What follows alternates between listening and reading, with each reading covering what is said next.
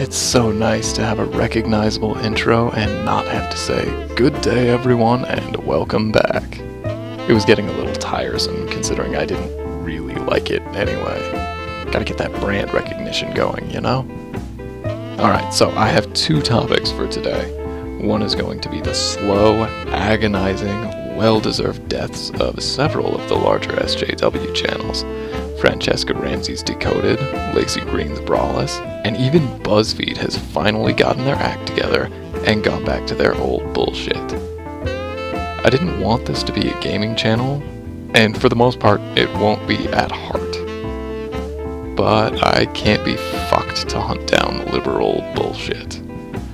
I'll do a video if I stumble across anything, but as it stands I've got some work to do on the gaming side of my life. Oh, and a small bullshit update before we get into it.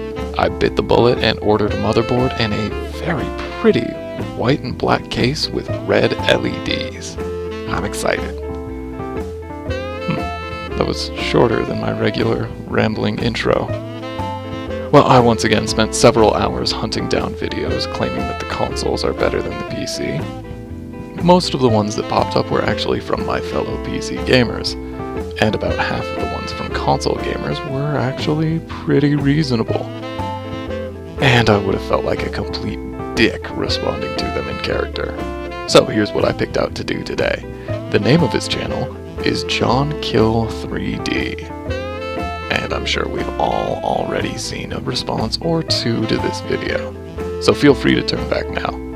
Oh, and also, volume warning. I was in a bit of a mood from looking through videos for about an hour at this point. Alright. I had to stop him here at 2:33 when he gets into reason number 2. I was reading through the comments because, you know, I'm not too fucking interested in whatever fucking Dragon Ball game that is. They've all been shit. Anyway, you can see down here, he's got 6 likes and 172 fucking dislikes. That is, whew, wow. Video is just a few months old. It's just a few months old. I hadn't even picked up 800 views yet. So, I was reading through the comments. You can see there's me. This fucking dude tears them to shreds. If you want to pause and read that, go ahead. We're gonna keep on going. Getting called out. Oh shit, who is that? Who the fuck is that? It's J-Tech. Oh, god damn it. I have to do this one, just because J-Tech likes it. Can you tell I'm a spiteful motherfucker? You also might have noticed that the title, it says troll. I don't think it's a troll. I think he was serious when he made the video. And then after a wave of comments from probably Rags' fans, he edited it. In fact, I'm pretty sure that the first time I saw this video, it didn't have troll in the title or the description. I don't know, it was at least 2 months ago. But Rags isn't a fool, and he doesn't take bait very easily. I think John is in defense mode, trying to stop the comments. There's actually one that's still in there complaining that his comments are being deleted. So that's enough for me to believe it. Make of that what you will. Here we go. Thanks, John, but I've got the intro covered. Skip. The first reason why consoles are better than PC is... Are you the guy that had a video titled, "How to be a YouTuber from your phone," or some shit? God damn it, I don't like checking stupid shit like this. Waste of time. It wasn't him. Reliability factor. Now, reliability is a key to any gamer and their systems. Sure, I can't really argue with that. The instability I was experiencing in Battlefield is exactly the reason why I ordered the new motherboard. It was frustrating, and if any of the guys from Discord are here, why don't you share in the comments about how pissed I've been getting over the deaths that aren't even my fault. I'm sure at least one of you will be here by Monday.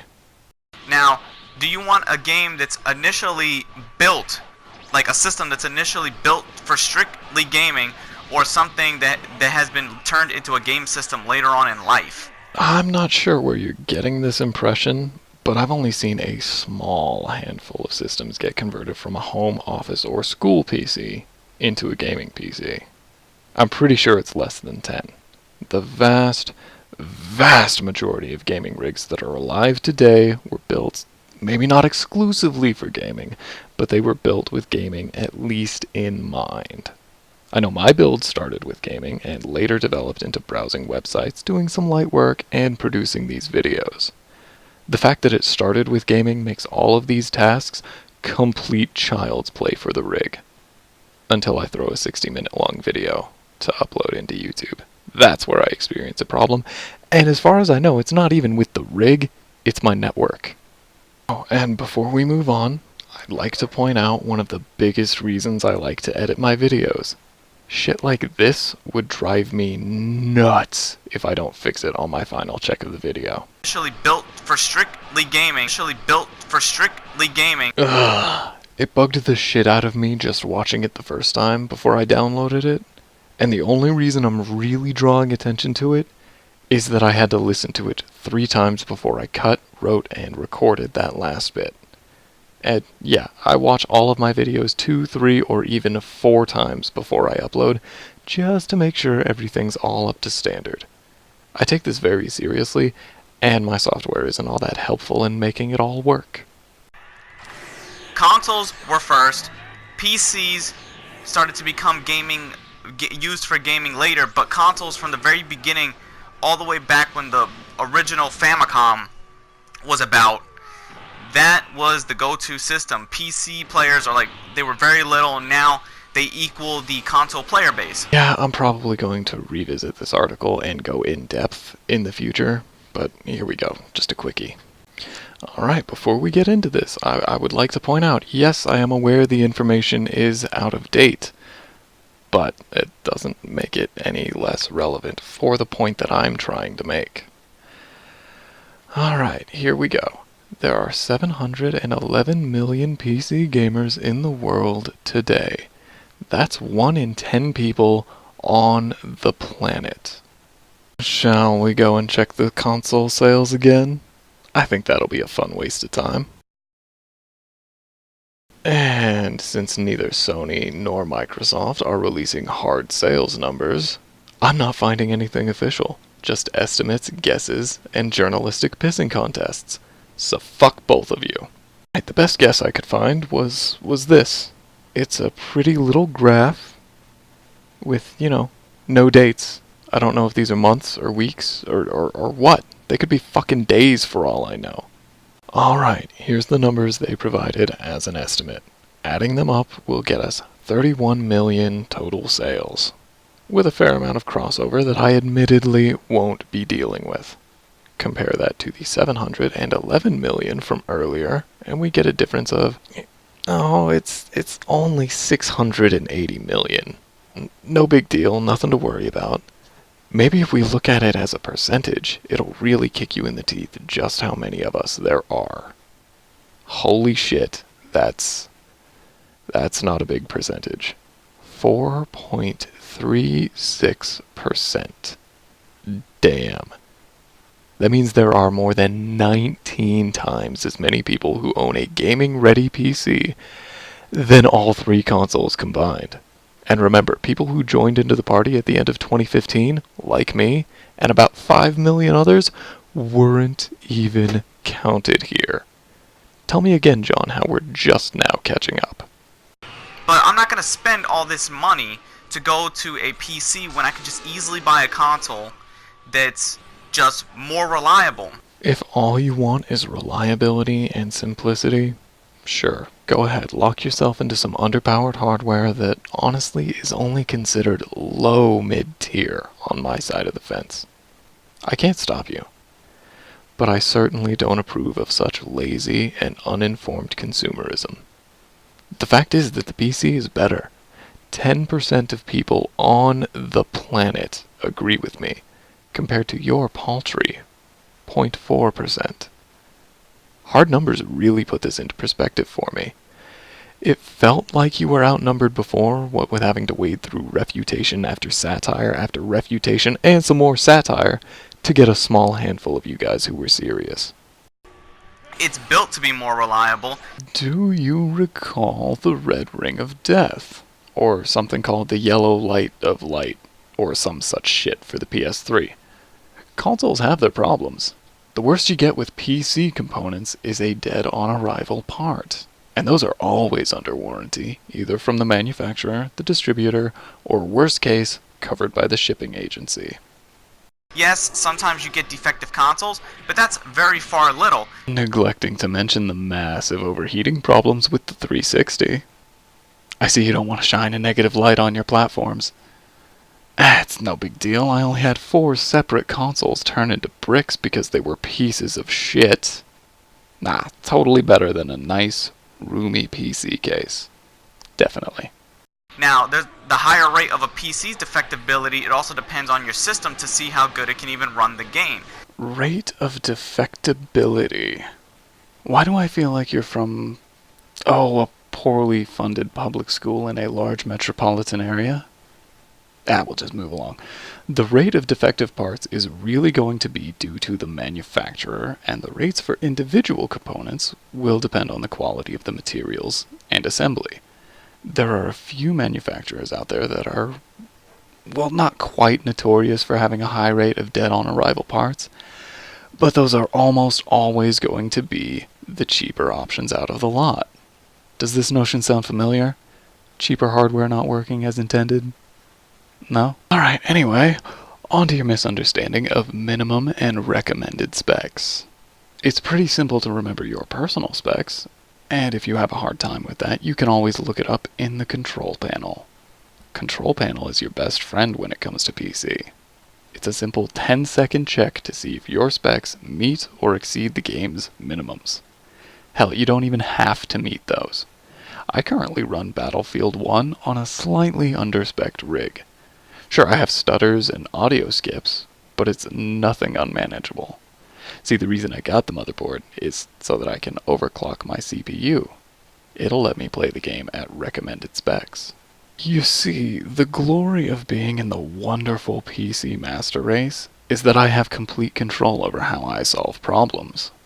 The motherboard will open up a world of possibilities, not limited to gaming. I'll also be able to render videos something like 10% faster. It might not sound like much, but you need to remember this is just an added bonus. Which you would have to put more time and effort to build a PC, put the PC together, install your games, go through all these other party services to get your games. And you don't think Sony and Microsoft do that? Sure, I'll admit they cut a step out of the process, but they also sorely restrict what's allowed on their system. One of the ways they do this is charging developers to even get their game on the platform, and then continue to charge for subsequent updates, because no game is perfect at launch. And they only get away with it because people keep buying consoles. The more of you come over to this side of the fence, the sooner they'll be forced to end it. And for what? Because as of recent, Call of Duty Infinite Warfare on PC is doing terrible. Probably because Call of Duty has become the same shit year after year. DICE changed it up and went retro instead of sci-fi. As far as I can tell, people love it. Because the player base is so tiny now that the player base is split in half, where you could just go on the console. Everybody, depending on you're on Xbox or the PlayStation, everybody's on one server. Sounds like a pretty shitty deal to me. They can play together. They can have a good time. Wow, okay, PC has some dedicated servers, but consoles also have dedicated servers on games as well, so not really much of a big advantage on either side. You know, other than the better, smoother gameplay without unnecessary drops in frame rate. I'll just refer back to my last console video where I pulled up the graphics specs for the Xbox and the PlayStation. Those of you on PC already will note that they're not great. Not awful, but modern AAA games tend to be pretty demanding, as we all know. I spent a hell of a pretty penny on my graphics card, and it's already the recommended card for Battlefield. It can handle Ultra, but in a couple of years, that might not be so true. But That's overall the first reason. Shit, that was just one reason. Goddamn, I'll just do this as part 1. Maybe we'll come back and do part 2, but I don't really know. The first reason is just consoles are more reliable. That is absolute wrong. And they're just that much more reliable than a petty PC. So, I hope you got that right.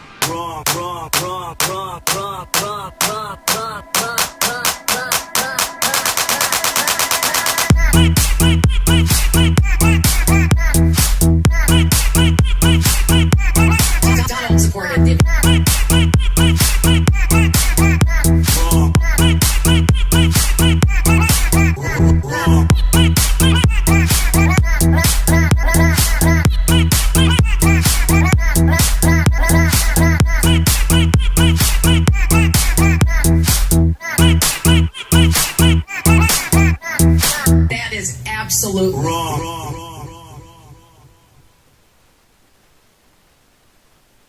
If you don't like dubstep, that's fine. I won't be doing it, at least super frequently, maybe here and there, but I don't much care for it these days myself. But that one was just so great, I had to use it. Credit, of course, goes to Tetration. I think that's how you say it. Go check him out on SoundCloud. There will be a link in the description. Now, there's a reason I'm cutting this off here. Shorter videos upload every time. I have issues with longer ones. It's just a problem. It's either my software or my shitty 5 megabit internet. 10 years ago, that was fine, but not anymore. I'm looking into getting it taken care of. Well, thanks everyone for joining me today. I sincerely hope you enjoyed today's video. I had fun with it. To repeat, I don't want this to be a gaming-oriented channel, but I will be hard-pressed to find regressive left content in my own time. It's sad, really. Anyway, I sincerely hope you have a good one, and hope you'll join me for my next video.